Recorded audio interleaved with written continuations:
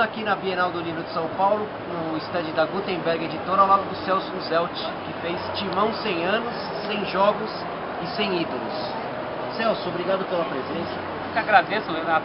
Prazer enorme. Corinthians sempre é notícia. Agora, a ideia de fazer o livro em homenagem ao centenário. Quando que começou? Começou com a editora Gutenberg.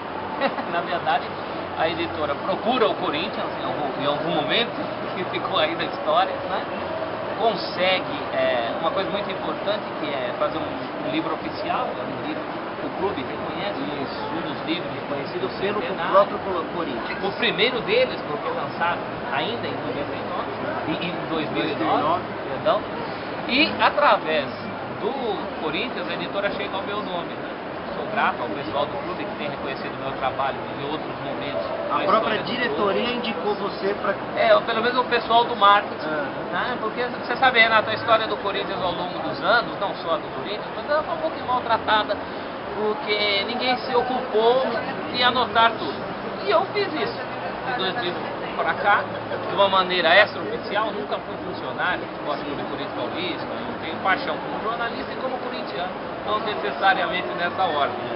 Então, até por exclusão, o próprio clube adotou os meus critérios, os meus números, o meu trabalho como um trabalho oficial do Corinthians, na medida em que não havia outro. Você contou com a ajuda de outros corintianos fanáticos como você nessa pesquisa, que certamente dados mais antigos, do início da história do Corinthians... Sem dúvida, sem dúvida. Já é uma grande comunidade de corintianos que colabora comigo desde 2000. Está aqui ao meu lado um dos maiores deles, né, o Amilcar Barbuí Filho.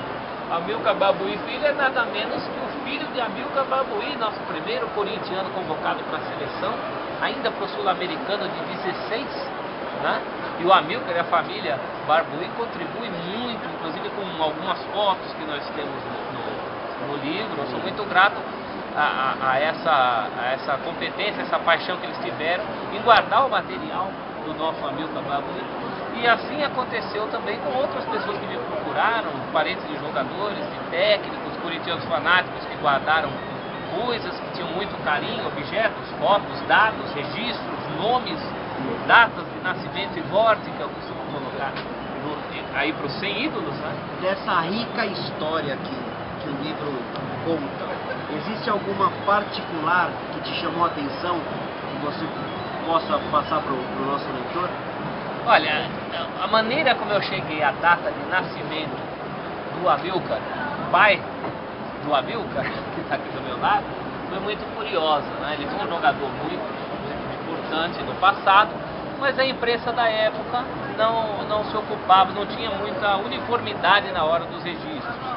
Então, nas minhas pesquisas, eu sabia que o Amilcar pai havia falecido em 65, ele já era famoso, era uma pessoa notória, então os jornais deram, né? Faleceu o Amilcar Barbuí, craque do passado, mas ninguém falava qual era a data de nascimento dele.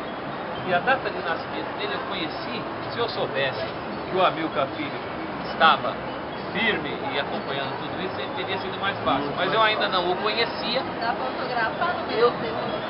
Eu liguei para uma irmã do Amilcar, jogador ainda viva, que me disse pelo telefone: espera um pouquinho que eu vou ver numa Bíblia as datas de nascimento de todos nós, que os nossos pais registraram, eram 10 filhos, registraram na capa de uma Bíblia, e havia sido trazida da Itália, segundo essa tia do Amilcar.